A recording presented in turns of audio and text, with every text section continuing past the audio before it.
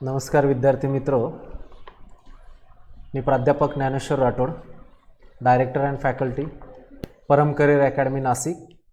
आपणा सर्वांचं स्वागत करतो. आपण बऱ्याच दिवसानंतर भेटतो आहोत की जसं की मध्ये लॉकडाऊन आणि महाराष्ट्र लोकसेवा आयोगाच्या माध्यमातून ज्या काही होऊ घातलेल्या एक्झाम होत्या त्या कोविड-19मुळे ज्या पोस्टपोन करण्यात आल्या पुढे.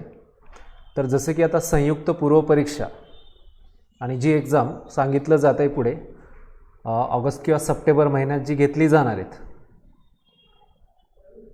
त्या एक्झामसाठीचं चालू घडामोडी हा जो काही विषय आहे आणि ह्या विषयावरती एकूण जे काही 14 ते 15 प्रश्न जी विचारली जातात ह्या संदर्भातला जो अभ्यासक्रम आहे जो आयोगाच्या वेबसाईटवरती देखील दिला आहे, आपण देखील अभ्यासला आहात की एकूण आंतरराष्ट्रीय, राष्ट्रीय आणि प्रादेशिक पातळीवरील कला, क्रीडा, साहित्य असतील, आंतरराष्ट्रीय लेवलचे पुरस्कार असतील, राष्ट्रीय पातळीवरचे काही पुरस्कार असतील आणि सगळ्यात महत्त्वाचं वैज्ञानिक क्षेत्र असतील, पर्यावरणीय, कृषी क्षेत्राचा अभ्यास असावा आणि इतर काही महत्त्वपूर्ण घटक असतील ज्यावरती एकूण संयुक्त पूर्वपरीक्षा जी पुढे होणार आहे त्या संदर्भातला अभ्यास आपण त्या ठिकाणी करणार आहोत. तर एकूण जे काही 14 ते 15 प्रश्न जे विचारली जाणार आहेत आणि एकूण महत्त्वपूर्ण त्या एक्झामचा अभ्यास करत असताना कोणकोणत्या टॉपिकचं आणि एकूण त्यावरचे प्रश्न असतील किंवा सगळ्यात महत्त्वपूर्ण अभ्यास करत असताना आपण प्रिव्हियस इयर क्वेश्चन पेपरचा अंदाज घेतोच. आता जसं की हे लेक्चर आपल्याला संयुक्त पूर्वपरीक्षेसाठी तर कामात येणारच आहेत, पण इतर ज्या काही एक्झाम असतील ज्या पुढे होणार आहेत त्या एक्झामला देखील चालू घडामोडी या विषयाचा आपल्याला नक्कीच फायदा होईल. तर आजच्या लेक्चरमध्ये आपण काही महत्त्वपूर्ण मुद्दे अभ्यासणार आहोत आणि पुढे जे एक्झाम होणार आहेत त्या एक्झामचा देखील आपण सर्वजण चांगल्या पद्धतीने अभ्यास करत राहा. मधल्या काळामध्ये आपण सर्वजण जसं की घरी होतो, अभ्यासिका बंद होत्या, क्लासेस बंद होते, तर अभ्यासाची कुठेतरी जी लिंक होती ती कुठेतरी तुटलेली आहे आणि पुनश्च आपल्याला जे शेड्यूल आहे अभ्यासाचं ते एकूण शेड्यूल तयार करून एक चांगल्या पद्धतीनं, चांगल्या वेनं पुढे सरकत जाऊन आपल्याला ज्या होणाऱ्या एक्झाम असतील, संयुक्त पूर्वपरीक्षा असतील किंवा महाराष्ट्र लोकसेवा आयोगाच्या माध्यमातून इतर काही परीक्षा असतील त्याचा आपण सर्वजण छान पद्धतीने अभ्यास करा. परम करिअर अकॅडमीच्या वतीनं सर्वांना मी शुभेच्छा देखील देतो. पुढे आपण टॉपिक बघूयात. आजचा जो काही पहिला टॉपिक असणार आहे त्या टॉपिकचा अभ्यास करत असताना महत्त्वपूर्ण की एकूण जे काही चालू घडामोडी आणि आता बऱ्याच विद्यार्थ्यांना प्रश्न पडला असेल की चालू घडामोडीचा जो अभ्यास आहे संयुक्त पूर्वपरीक्षेसाठीचा तो आपल्याला जसं की 2019 आणि 2020 मधील जवळपास एक 8 ते 10 महिन्याचा अभ्यास आपल्याला पूर्ण करायचा आहे. कारण आपण जर 2019चा पेपर अभ्यासलात संयुक्त पूर्वपरीक्षेचा की त्याच्यामध्ये 2 वर्षाचं करंट अफेअर्सवरती आयोगाने क्वेश्चन्स विचारले होते. तर आपण देखील कुठेतरी प्रिव्हियस इयर क्वेश्चन पेपरचा अंदाज घेऊन ज्या होणाऱ्या एक्झाम्स आहेत त्यासाठी देखील आपण ह्या संपूर्ण घटकांचा, त्यांच्या काही उपघटकांचा अभ्यास आपण सर्वजण करणार आहोत. आजचा पहिला टॉपिक असणार आहे की जे आपल्या भारतामध्ये पहिल्यांदाच सी प्लेन जी सेवा आहे ती सुरू करण्यात आली त्या संदर्भातला अभ्यास आपण बघूयात. आता ही जी काही सेवा आहे ती गुजरातमधील केवडिया जवळील म्हणजेच जिल्हा त्याचा नर्मदा येतो, एकता पुतळा, स्टॅच्यू ऑफ युनिटी आणि पुढे जसं की केवडिया जवळील नर्मदा जिल्हा म्हणजे केवडिया ते अहमदाबादमधील साबरमती किनारा या दरम्यानच्या भारतातील पहिल्या सागरी विमान सी प्लेन सेवेचं उद्घाटन लासला करण्यात आलं. जसं की भारताचे पहिले गृहमंत्री सरदार वल्लभभाई पटेल यांच्या 145व्या जयंतीनिमित्तानं 31 ऑक्टोबर 2020 रोजी देशाचे पंतप्रधान माननीय नरेंद्र मोदी यांच्या हस्ते या सेवेचं उद्घाटन त्या ठिकाणी करण्यात आलं. आता ही सेवा जर बघितली आपण जसं की आता सी प्लेन सेवा हे भारतामध्ये पहिल्यांदाच त्या ठिकाणी काय तर सुरू करण्यात आलं आहे. आता अशा सेवा म्हणजेच इतर राज्यांमध्ये, इतर जिल्ह्यांमध्ये देखील त्या सुरू होतील, इव्हन आपल्या महाराष्ट्र राज्यामध्ये देखील. आणि ही सेवा जर आपण बघितली सी प्लेन सेवा तर उडान जी योजना आहे त्या अंतर्गतच महत्त्वपूर्ण ह्याचं पुढचं जे काही सेवेचं कामकाज असणार आहेत किंवा ही सेवा दिली जाईल त्या योजनेच्या अंतर्गत. तर पंतप्रधान नरेंद्र मोदींच्या हस्ते अहमदाबादमधील साबरमती रिव्हरफ्रंट ते जो काही केवडिया जिल्हा आणि या जिल्ह्याच्या दरम्यान महत्त्वपूर्ण ही जी काही सेवा आहेत ती इथून पुढे असणार आहेत की जसे की आपण बघू शकतो की क्वेश्चन असा येऊ शकतो की 2 शहरं सांगा किंवा विचारलं जाऊ शकतं किंवा सी प्लेन सेवेच्या संदर्भात खालील विधाने अभ्यासा आणि योग्य पर्याय ओळखा. तर त्याच्यामध्ये आपल्याला ह्या सगळ्या गोष्टी माहिती पाहिजे. तर लक्षात घ्यायचं आहे की अहमदाबादमधील साबरमती रिव्हरफ्रंट ते आपल्याला दिसतंय की केवडियामधील जे काही statue of unity, okay, statue of unity, तर सरदार वल्लभभाई पटेल यांच्या 145व्या जयंतीच्या निमित्तानं हे औचित्य साधून 31 ऑक्टोबर 2020 रोजी या सेवेचं उद्घाटन करण्यात आलं आहे. तर अशा सेवा म्हणजे अशा ज्या काही गोष्टी असतात, ज्या चर्चेतील जे काही गोष्टी असतात, ह्या चर्चेतल्या गोष्टी आपल्याला लक्षात ठेवायच्या आहेत महत्त्वपूर्ण. तर भारतातील ही अशी पहिलीच सेवा, तर इंडियाच्या संदर्भातील एक महत्त्वपूर्ण सेवेचं उद्घाटन त्या ठिकाणी करण्यात आलं. आता ही सेवा जर आपण बघितली देशाच्या संदर्भामध्ये पहिल्यांदाच त्या ठिकाणी, आता ह्या ठिकाणी इथे अभ्यास करत असताना की सी प्लेनच्या बाबतीमध्ये की जमीन आणि पाणी दोन्ही जागांवरती जसं की लँड होऊ शकते. आता सी प्लेनच्या उड्डाणासाठी जवळपास 300 मीटरचा रनवे जो गरजेचा असतो आणि उड्डाणासाठी कोणत्याही जलाशयाचा हवाई पट्ट्यावरून उड्डाण भरू शकतं. आणि या सी प्लेनमधून एकाच वेळेस काय तर 19 जण प्रवास करू शकतात. आपण जर बघितलं की प्रवासी क्षमता जर बघितली तर ती दिसून येते आपल्याला टोटल 19 प्रवासी त्यातनं काय तर प्रवास करू शकतात. आणि ह्या सी प्लेनचं आपण एकूण जर एका बाजूचं प्रवासी भाडे जर बघितलं तर ते 1500 रुपये आहेत. केंद्र सरकारच्या उडान योजनेच्या अंतर्गत ही सेवा सुरू करण्यात आली. आणि आता जर आपण बघितलं की दिवसभरातनं या विमानाच्या किती 8 फेऱ्या होणार आहेत, टोटल 8 फेऱ्या त्या ठिकाणी दिवसभरातनं होतील. तर बघा हेही लक्षात घ्यायचं आहे की आपल्याला की तिथून साबरमती म्हणजेच अहमदाबाद आणि साबरमती त्या भागातनं तिथून तर थेट पुढे केवडिया, साबरमती किनारा ते केवडिया ह्या दरम्यानच्या काय तर एकूण 8 अशा टोटल फेऱ्या याच्या होतील. तर हा संपूर्ण अभ्यास करत असताना या सी प्लेन सेवेसाठी काय तर केवडिया आणि साबरमती नदीकाठी म्हणजे अहमदाबाद तरंगत एरोड्रोम उभारण्यात आलेत. जसं आपण बघा हेलिकॉप्टरसाठी ज्या प्रकारे हेलिपॅड असतात त्याच पद्धतीने काय तर सी प्लेनसाठी देखील एरोड्रोम असतात. तर एक महत्त्वाची आपल्या इंडियासाठी एक महत्त्वाची बाब आहे की एक डेव्हलपमेंटचा जर विषय बघितला आपण की प्रत्येक क्षेत्रामध्ये मग ते रेल्वेच्या संदर्भात असू द्यात, विमानाच्या सेवेच्या संदर्भात असू द्यात, कुठेतरी अशा ज्या योजनेच्या माध्यमातून हे जे काही कामकाज होते ते एक चांगलं असं आपल्या देशाच्या संदर्भातील गोष्ट आहे. तर आता ही सेवा नियमितपणे काय तर नर्मदा जिल्ह्यातील केवडिया ते अहमदाबादमधील साबरमती रिव्हरफ्रंटपर्यंत ही सुरू करण्यात आली. आणि खास करून ही आपण लक्षात घ्यायचं आहे की ह्या स्पेशली ह्या सेवेसाठी जर आपल्याला आयोगानं विचारलंच की कोणती कंपनी म्हणजे त्या कंपनीने ही सेवा त्या ठिकाणी सुरू केली तर आपल्याला ते देखील माहिती पाहिजे. आता त्या कंपनीचं नाव जर बघितलं आपण तर ती कंपनी आहे स्पाइसजेट या खाजगी प्रवासी विमान कंपनीद्वारे काय तर ही सेवा इथे उपलब्ध करून देण्यात आलेली. तर देशातील एक महत्त्वपूर्ण सेवा ज्याची सुरुवातच त्या ठिकाणी गुजरात राज्यामधनं करण्यात आल्याचं इथे सांगितलं जात आहे. तर अशी सेवा सुरू करणारा म्हणजेच काय तर देशातील पहिलीच अशी ही वेळ आहे आणि त्यानुसार ही सेवा काय तर गुजरात राज्य आणि त्या ठिकाणी सुरू करण्यात आली. तर ते एक विधान आपण लक्षात ठेवा. आजचा दुसरा पॉईंट आहे देशातली पहिली किसान रेल्वे या संदर्भातला आपण अभ्यासच करूयात. आता देशातली जी काही पहिली किसान रेल्वे आहेत तर ही पहिली किसान रेल महाराष्ट्र राज्याच्या नाशिक जिल्ह्यातील देवळाली या रेल्वे स्थानकावरनं तर त्याचं जे काही पुढचं स्थानक आहे म्हणजे ती कुठपर्यंत असणार आहेत वगैरे जर आपण लक्षात ठेवलं तर बघा की नाशिक जिल्ह्यातील देवळाली, नाशिक जिल्ह्यातलं देवळाली हे ठिकाण तर पुढे बिहारच्या दानापूरपर्यंत इथपर्यंत काय तर ती चालवली गेली. आणि किसान रेलच्या पहिल्या गाडीला केंद्रीय कृषी मंत्री नरेंद्रसिंह तोमर आणि रेल्वे मंत्री पियुष गोयल यांनी हिरवा झेंडा दाखवला. आता ही रेल्वे जी काही चालवली गेली महत्त्वपूर्ण, याच्याही आधी अशा जर आपण रेल्वे बघितल्यात तर आपल्या महाराष्ट्र राज्यातनं जळगाव जिल्ह्यातनं केळी पीक आहे, नाशिकमधनं जसं की द्राक्ष असावं किंवा डाळिंब असावं, ओनियन असावं, यासाठी देखील आधी हा प्रयत्न केला गेला आणि तो सक्सेस देखील झाला. म्हणजे याचा मूळ उद्देश जर बघितला आपण की ही रेल्वे सुरू करण्यामागचा केंद्र सरकारचा जो मूळ उद्देश आहे की तो एकूणावत आपल्या भारतातील म्हणजेच आपण जर बघितलं की जे व्हेजिटेबल्स असतील किंवा इतर जी काही फळपिकं असतील तर या सगळ्या फळपिकांच्या बाबतीमध्ये की कुठेतरी मालाचं एकूण कमी वेळामध्ये मोठं अंतर त्या ठिकाणी कापून ही रेल्वे पुढे जावी किंवा एका राज्यातून दुसऱ्या राज्यात नेण्यासाठी कमी वेळामध्ये मोठं अंतर कापून जाण्यासाठी रेल्वेची विमानांची काय तर मदत घेतली जाते. याचा मूळ उद्देश जर बघितला आपण की फळ आणि भाजीपाला धान्य असतील हे पाठवण्यासाठीची व्यवस्था ह्या स्पेशल ट्रेनमधनं करण्यात आली की कुठेतरी नाशवंत माल जे होत आहेत ते होऊ नये यासाठीचा हा प्रयत्न आहे. म्हणून ती ही किसान रेल्वे सुरू करण्यात आली आपल्या महाराष्ट्र राज्यातील नाशिकच्या देवळाली ते पुढे बिहारच्या दानापूर रेल्वे स्थानकापर्यंत.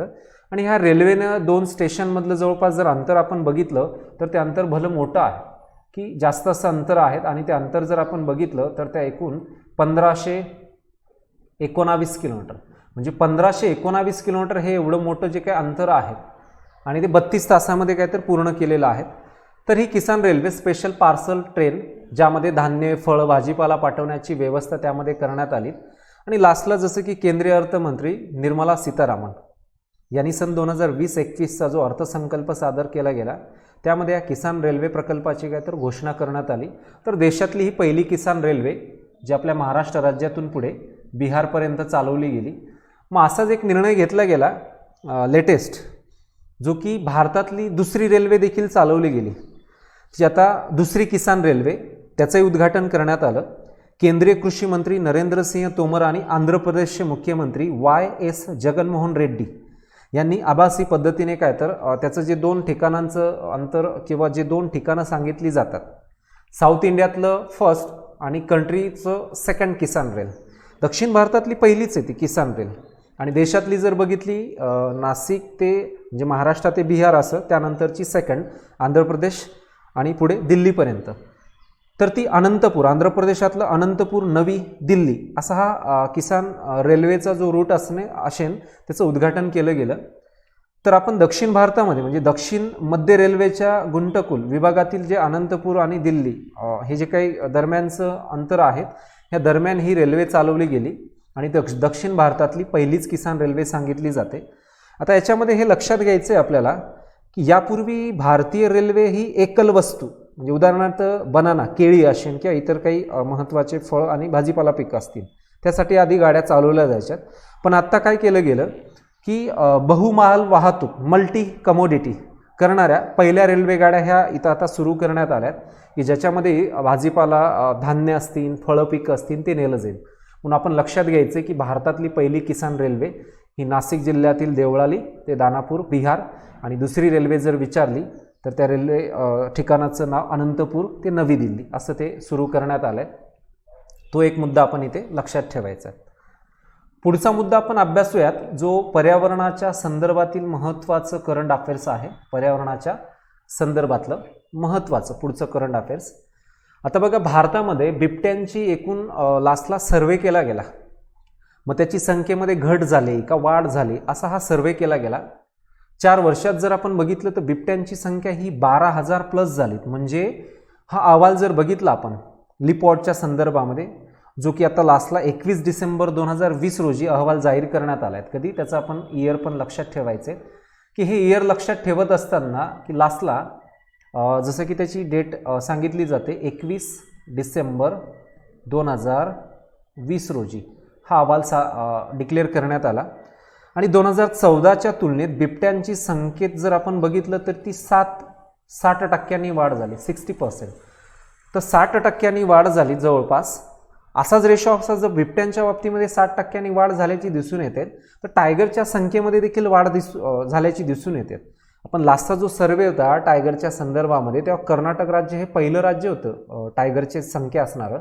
आता लेटेस्ट जर रिपोर्ट बघितला आपण 2018चा 19मध्ये पुढे डिक्लेअर होतोय तर त्यामध्ये मध्य प्रदेशामध्ये वाघांची, टायगरांची संख्या ही सर्वाधिक जास्त बघायला मिळते.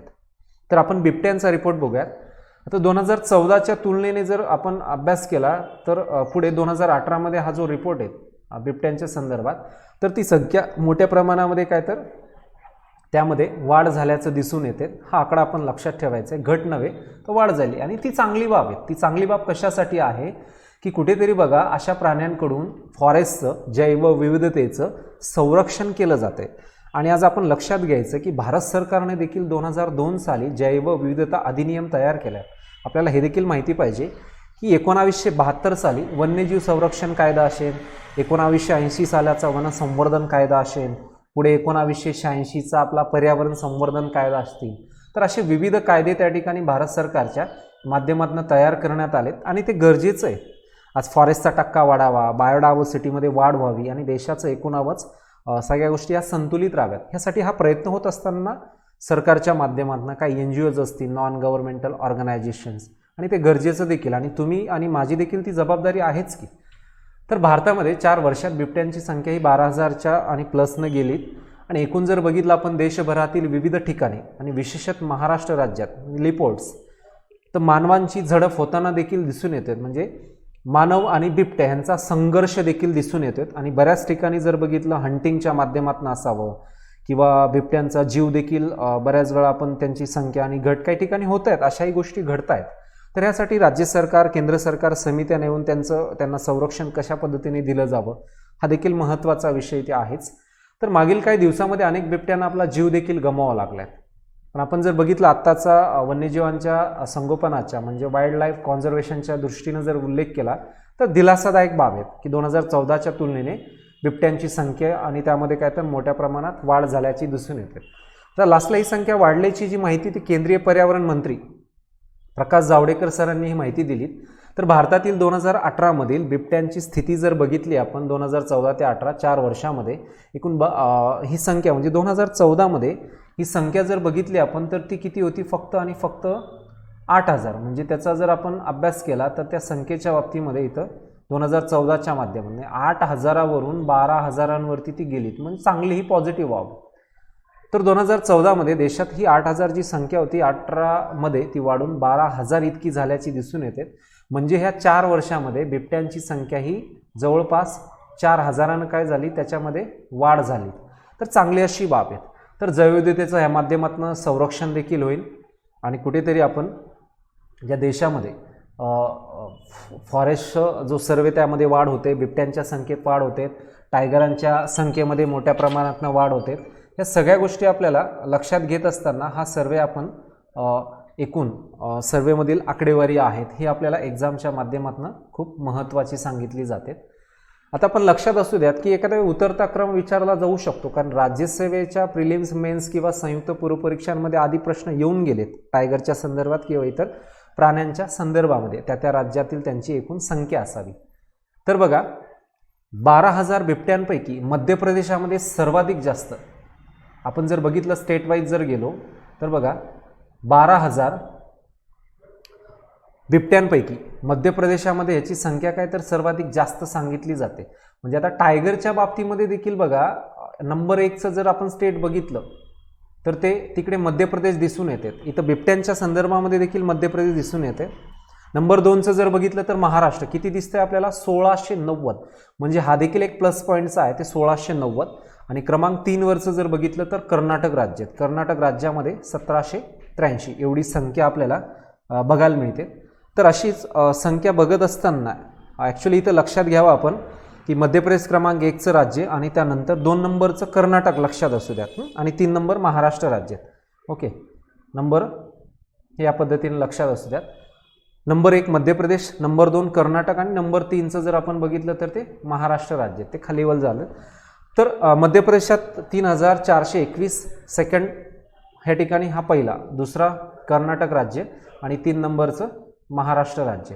ओके, तर हेच आपण जर आता ह्या स्टेट वाईज याचं आपण उत्तर लक्षात असू द्यात. पण विभागावाईज देखील आयोग क्वेश्चन विचारू शकतं. विभागावाईज देखील यावरती क्वेश्चन विचारले जाऊ शकतात. विभागावाईज म्हणजेच ज्या पर्वतरांगा आहेत किंवा मध्य भारत असावं, दक्षिण भारत असावं, ह्या पद्धतीने देखील लक्षात घ्यायचे आहेत. तर आपण जाणून घेऊयात तो देखील मुद्दा. आता इथं लक्षात घ्या की विभागवाईज संख्या जी मोजली गेली त्यामध्ये बघा मध्य भारत आणि पूर्व घाटात बिबट्यांची संख्या ही सर्वाधिक जास्त दिसते. म्हणजे मध्य भारत आणि पूर्व घाटामध्ये बिबट्यांची संख्या ही सर्वाधिक आहे. यानंतर म्हणजे इथे जर आपण संख्या बघितलं तर ती जवळपास 8,071 इतके बिबटे आढळून आले. तर ईशान्य डोंगराळ प्रदेशात इथे जर बघितलं 141 बिबटे आढळलेत. म्हणजे मध्य भारत आणि पूर्व घाटामध्ये म्हणजेच मध्य प्रदेश, महाराष्ट्र, राजस्थान, ओडिसा, छत्तीसगड, झारखंड, तेलंगणा आणि आंध्र प्रदेश ह्या राज्यांचा समावेश होतो की इथे मोठ्या प्रमाणामध्ये काय तर बिबट्यांची संख्या आणि त्यांचा आढळ येतो. पण आपण जर बघितलं त्यानंतर सर्वाधिक जास्त ते वेस्टर्न घाट, पश्चिम घाटामध्ये. तर पश्चिम घाटामध्ये 3,387 ही देखील संख्या चांगली. आणि त्याच ह्या दरम्यान येणारी जर आपण महत्त्वपूर्ण काही राज्ये जर बघितलीत महत्त्वपूर्ण, आता पश्चिम घाटाचा तर उल्लेख येतोय, पण पुढे जसं की उत्तर प्रदेश, उत्तराखंड, बिहार यांनी व्यापलेल्या शिवालिक टेकड्या आणि गंगेचं मैदान इथे जवळपास बघा 1253 असं दिसतंय. म्हणजे शिवालिकचं आणि गंगेचं मैदान जिथे 1200 जवळपास त्या ठिकाणी 53 बिबटे हे त्या ठिकाणी आढळून आलेत. आणि आपण जर पूर्वोत्तर टेकड्यांमध्ये गेलो तर तिथे वरती दिसते आपल्याला 141 ईशान्य भागातील काही डोंगराळ भाग असे. ओके, पण जसं की कर्नाटक, तामिळनाडू, गोवा आणि केरळ या राज्यांमध्ये जर बघितलं तर त्याची संख्या ही 3387 दिसते. तर सर्वाधिक जास्त आपण विभागवाईज जर गेलो तर 8071 म्हणजेच मध्य भारत आणि पूर्व घाट या दरम्यान सर्वाधिक जास्त संख्या तिथे बघायला मिळते. तर आपण अभ्यासत असताना स्टेट वाईज देखील त्याचा उतरता क्रम लक्षात ठेवा. बऱ्याच वेळा एकेरी क्वेश्चन तसाही येतो, मॅच द पेअरसाठी लक्षात ठेवा, किंवा खालील विधाने अभ्यासा, योग्य पर्याय किंवा चुकीची विधानं निवडा, ह्या पद्धतीने देखील क्वेश्चन सेट होऊ शकतात. तर दोन्ही तिन्ही बाजूचा विचार करून त्याचा अभ्यास आपण केला गेला पाहिजे. तर अशा काही परीक्षा म्हणजे अशा काही अशी काही जी काही एक्झाम्पल्स आहेत एक्झाममध्ये ह्या पद्धतीने वेगवेगळे विषय घेऊन मग पर्यावरणीय त्यातली हे महत्त्वपूर्ण टायगरच्या संदर्भात बिबटे किंवा इतर काही प्राणी असतील असे क्वेश्चन त्याद्वारे विचारले जात आहेत. नेक्स्ट टॉपिक पुढचा जाणून घेऊयात. पुढचं आहे ते आंतरराष्ट्रीय लेवलचं टेक्नॉलॉजीशी निगडीत येतात. टेक्नॉलॉजीवरती एक क्वेश्चन हमखास असतो, विचारला जातो. मग त्यामध्ये बघा की आपल्या इंडियाच्या संदर्भामध्ये DRDO कडनं ज्या काही गोष्टी तयार केल्या जातात, जे काही इन्स्ट्रुमेंट्स किंवा इतर संसाधन असतील महत्त्वपूर्ण किंवा शोध मोहिमा असतील, इस्रो असावं, जागतिक लेवलला नासा असावं वगैरे, ह्या टेक्नॉलॉजीशी निगडीत काही ना काही गोष्टी चर्चेत राहतात. अशाच पद्धतीची एक गोष्ट जी चर्चेत राहते आणि टॉप मोस्ट जगातील सर्वात वेगवान संगणक म्हणून ज्याने नाव कोरलेत तो जपानी फुगाकू. तर जपानी फुगाकू ठरला सर्वात वेगवान संगणक. ओके, तर लास्टला एक क्वेश्चन देखील राज्यसेवेमध्ये विचारला होता. त्यावेळेस जो समिट जो होता अमेरिका, त्याच्या आधी चीनचा नंबर होताच की, पण आता जवळपास 11 वर्षानं जपानने हा क्रमांक पटकावला आहे. म्हणजे इथं लक्षात घ्या की अमेरिका चीनची गेल्या दशकभरामध्ये निर्माण झालेली जी काही मक्तेदारी मोडून काढत जवळपास बघा 11 वर्षानंतर अव्वल क्रमांक पटविला आहे तो जपानच्या फुगाकू ह्या सर्वात वेगवान संगणकानं. तर आता कोरोना विरुद्धच्या लढाईमध्ये काय तर हा वापरला जाणार आहे, त्याचा वापर केला जातोय, त्याच्यासाठी त्याचा मोठा असा बेनिफिट देखील आहे. जे जगातील सर्वात वेगवान 500 संगणकांची यादी काय तर लेटेस्ट प्रसिद्ध झालीत आणि त्यात फुगाकू हा अव्वल स्थान, ह्या कम्प्युटरला अव्वल स्थान देण्यात आलं आहे. आता फुगाकूचं जर वैशिष्ट्य आपण बघितलं की त्याचा वेग असावा, इतर गोष्टींचा जरा उल्लेख केला आपण, तर फुगाकू संगणक अमेरिकेच्या IBM कंपनीच्या समिट संगणकापेक्षा, जो लास्टला बघा टॉपचा होता समिट, ह्यापेक्षा 2.8 पट अधिक वेगवान असल्याचं सिद्ध झालं आहे. आणि त्याचा फायदा नक्कीच त्या देशाला तिथल्या त्या म्हणजे कोरोनाच्या विरुद्ध लढाईसाठी होतोय किंवा इतर गोष्टीसाठी देखील तो केला जाईल. म्हणजे एखाद्या खोली एवढ्या आकाराचा हा फुगाकू जपानमधील कोबे या शहरामध्ये ठेवण्यात आला. आता शहराचं नाव देखील इथं आपण लक्षात ठेवा, ती देखील गोष्ट आपल्यासाठी महत्त्वाची आहे. तर कोबे हे शहर. तर जपानमधील तंत्रज्ञान जे काही कंपनी फुजित्सू आणि रिकेन इन्स्टिट्यूट, ओके, तर यांनी संयुक्तपणे हा संगणक विकसित केला आहे. लास्टला बघा आपण त्यावेळेस लास्टला जसं इंडियाच्या बाबतीत बोलायचं झालं तर इंडियाचं फर्स्ट कॉम्प्युटर देखील परम सुपर कॉम्प्युटर जे विजय भटकर यांना त्याचं सर्वाधिक मोठं श्रेय जात आहे. तर आत्ता देखील आपण देखील त्या जगातील काही टॉपमोस्ट याच्यामध्ये आपले देखील महत्त्वपूर्ण काही संगणकांची नावं त्यामध्ये घेतली जातात. आता यासाठी 6 वर्षाचा काळ लागला. जो काही फुगाकू हा संगणक जो तयार करण्यात आला यासाठी बराच वेळ लागला. शास्त्रज्ञांचं आणि त्या तज्ज्ञांचं मेहनत मोठी होती यासाठीचं. आणि जपानमधील प्रसिद्ध माउंट फुजीला फुगाकू या नावाने देखील ओळखलं जाते. तेच नाव काय तर या संगणकाला देण्यात आलं. तर म्हणून या संगणकाचा अभ्यास करत असताना म्हणजे जगातील एक संगणकाच्या संदर्भातील जी 500 संगणकाची यादीला असता जी जाहीर करण्यात आली होती त्यातलं नंबर 1 11 वर्षानंतर अमेरिका आणि चीनच्याही पुढे ज्या देशानं ह्या कम्प्युटरचं नाव सांगितलं तर फुगाकू, जो चीन आणि अमेरिकेच्या पुढे मजल मारलीत आणि जपानचा फुगाकू हा ठरला सर्वात वेगवान संगणक. तर हे टेक्नॉलॉजीच्या निगडीत हा मुद्दा आपण लक्षात ठेवायचा आहे. ओके, तर Fugaku steel the world fastest super computer. तर एका सेकंदात संगणक किती प्रक्रिया करू शकतो यावरून त्याचा वेग मोजला. तर हा वेग जर बघितला आपण पेटाफ्लॉप्स या एककात मोजतात. हे एकक लक्षात असू द्यात आपल्याला. पेटाफ्लॉप्स म्हणजे एक या आकड्यापुढे 16 शून्य म्हणजे अमेरिकेच्या समिटचा वेग 146.6 पेटाफ्लॉप्स इतका आहे. तर फुगागूचा जर बघितला तर तो जवळपास बघा 415.53 पेटाफ्लॉप्स इतक्या वेगाची नोंद त्या ठिकाणी घेतली गेली. तर रेकॉर्ड झाला हा, म्हणजे अमेरिकेच्या समिट यावरती ऑलरेडी क्वेश्चन आयोगानं विचारला आहे. तर आपण फुगागू हा जगातला सर्वाधिक वेगवान संगणक ठरला आहे, ते आपण इथे एक्झामसाठी लक्षात असू द्या. ओके, त्यानंतर नेक्स्ट बघूयात. पुढचा जो अभ्यास आहे तो आपल्या इंडियाच्या संदर्भातला आहे. आता भारताच्या बाबतीमध्ये अभ्यास करत असताना आपण बघा पॉलिटिकल इश्यूज यावरनं बरेचसे क्वेश्चन आयोग विचारत असतं. लास्टला बघा आर्टिकल 370 असावं चर्चेत होतो, किंवा सर्वोच्च न्यायालय आणि त्या संदर्भातील महत्त्वाचे काही निकाल असतील ते काही महत्त्वाचे निकाल, किंवा माननीय सर्वोच्च न्यायालयाचे सरन्यायाधीश निवड प्रक्रिया असते, त्यातील काही महत्त्वाचे घटक असतील. तर पॉलिटिकल इश्यूशी निगडीत असे बरेचसे जे काही मुद्दे आहेत ते आपण अभ्यासत चला आणि त्याद्वारे आपल्याला एक्झाममध्ये हे क्वेश्चन्स येतातच. तर आजचा पुढचा मुद्दा बघूयात आपण. 3 राजधान्या असणारं देशातील पहिलं राज्य जे की आंध्र प्रदेश ओळखलं जाते, चर्चेत राहिलेत. आत्ता पाहतो जर बघितलं 2 कॅपिटल्स होत्यात. आपल्या महाराष्ट्राच्या संदर्भात जर उल्लेख केला आपण तर मुंबई ही मुख्य राजधानी, तर उपराजधानी म्हणून आपण नागपूरचं नाव घेतो, किंवा इतर काही राज्य असतील महत्त्वपूर्ण, जम्मू आणि काश्मीर त्या भागातली असतील. तर बघा नव्या विधेयकानुसार आंध्र प्रदेश प्रशासकीय राजधानी ज्याची विशाखापट्टणम. म्हणजेच हा निर्णय जर आपण बघितला तर 20 जानेवारी 2020 रोजी आंध्र प्रदेशाच्या 3 राजधान्यांचं विधेयक तिथल्या विधानसभेमध्ये काय तर मंजूर करण्यात आलंय. तर 3 राजधान्या असणारं एकमेव राज्य ठरलेत आंध्र प्रदेश. आणि ह्या विधेयकाचं नाव आंध्र प्रदेश विकेंद्रीकरण आणि सर्व क्षेत्रांचा समान विकास विधेयक 2020. विधेयकाचं नाव काय दिलंय त्या ठिकाणी आंध्र प्रदेश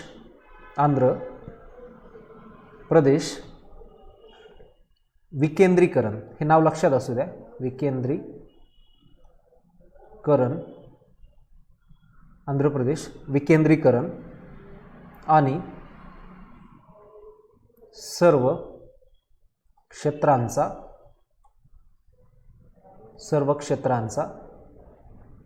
समान विकास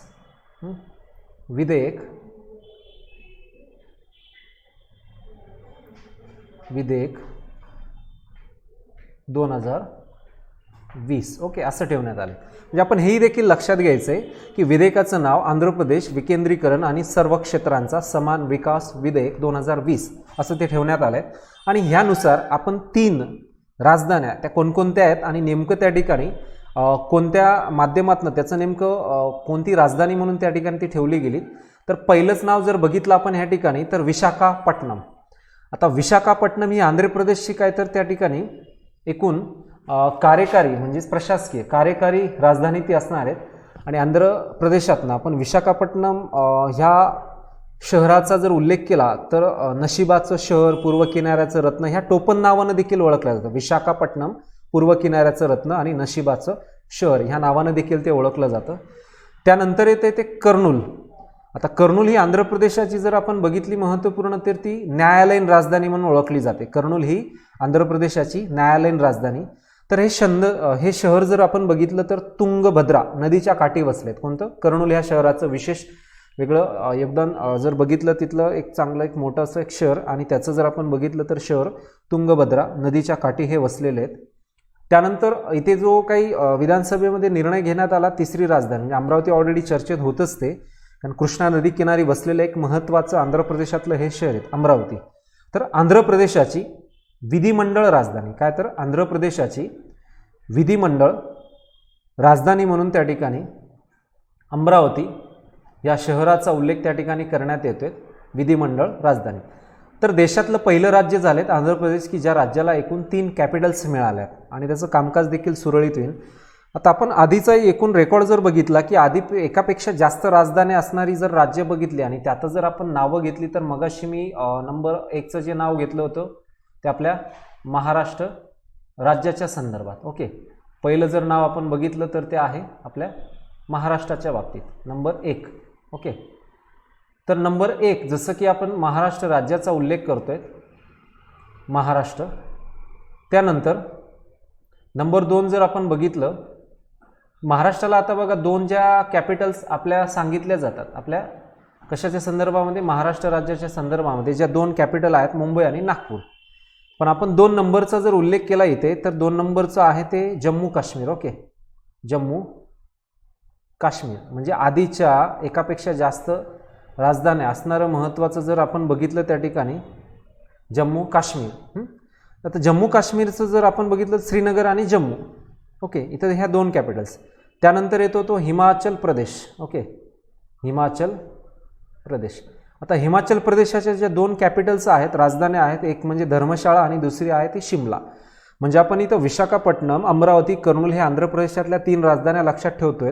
पण एकापेक्षा जास्त राजधान्या असणारी जे काही 3 राज्य आहेत त्यात महाराष्ट्र, हिमाचल प्रदेश आणि जम्मू काश्मीर हे देखील आपण तिघही राज्य इथे लक्षात असू द्यात. म्हणून ह्या 3 राजधान्या आणि तिघही राज्यांचं प्रशासकीय इतर काही महत्त्वपूर्ण न्यायालयीन कामकाज असावं किंवा विधिमंडळाचं कामकाज असावं, जे ह्या 3 ठिकाणी आणि त्याचं होणार आहे. तर अशी काही राज्य त्या बाबतीमध्ये पॉलिटिकल इश्यूजच्या संदर्भामध्ये काय तर चर्चेत राहतात, ज्यातील आपण विशाखापट्टणम, अमरावती आणि कर्नूल हे 3 आपण इथे लक्षात असू द्यात. ओके, तर या पद्धतीने आपण जी पुढची संयुक्त पूर्वपरीक्षा आहे जी होणार आहेत पुढे, ज्या आयोगाचं डिक्लेरेशन आपल्याला पुढे कळेनच वेबसाईटच्या माध्यमातून, तर त्या एक्झामसाठी किंवा इतर एक्झामसाठी चालू घडामोडी हा सगळ्यात महत्त्वाचा विषय जो आपल्याला स्कोरिंग देखील करून देतो. आणि म्हणूनच याचा एक प्रामाणिकपणे अभ्यास करत राहा. आणि इतर जे काही आपण डेली जे काही विषय अभ्यासतो, इतर जे काही हिस्ट्री असावं, पॉलिटी असावं, जॉग्रॉफी असावं, सायन्स असावं, इतर विषय असतील, तर दररोज चालू घडामोडीचा अभ्यास जो आहे आपला अर्धा तास, पाऊण तास, 40 मिनिटं हा व्हायलाच पाहिजे. आणि कुठेतरी आपल्याला ते 14 ते 15 प्रश्न जे विचारले जातात त्या माध्यमातून इथे मदत होणार आहेत. आणि हा विषय फक्त काही पूर्वपरीक्षेलाच नव्हे, मुख्य परीक्षा आहेत, अगदी मुलाखतीपर्यंत देखील आपल्याला महत्त्वाचा हा विषय राहतो. त्यासाठी सर्वजण अभ्यास करा. परम करिअर अकॅडमीच्या वतीनं, आमच्या सर्व टीमच्या वतीनं तुम्हाला खूप साऱ्या शुभेच्छा देतो. आणि इथून पुढे आपण संयुक्त पूर्वपरीक्षेसाठीचे जे महत्त्वाचे मुद्दे 2019 मधील 2020 मधील हे सगळे मुद्दे आपण अभ्यासणार आहोत. आणि हे सगळे मुद्दे अभ्यासत असताना आपल्याला ही परिपूर्ण जी माहिती आपल्याला मिळणार आहे, तर यासाठी परम करिअर अकॅडमीचं यूट्यूब चॅनल जे आहे ते आपण सबस्क्राईब करा, जेणेकरून तुम्हाला प्रत्येक विषयाचे जे काही लेक्चर्स असतील ते व्हिडिओच्या माध्यमातून तुमच्यापर्यंत आम्ही नक्कीच पोहोचू. सगळ्यांना अभ्यासासाठी खूप खूप शुभेच्छा. थँक्यू.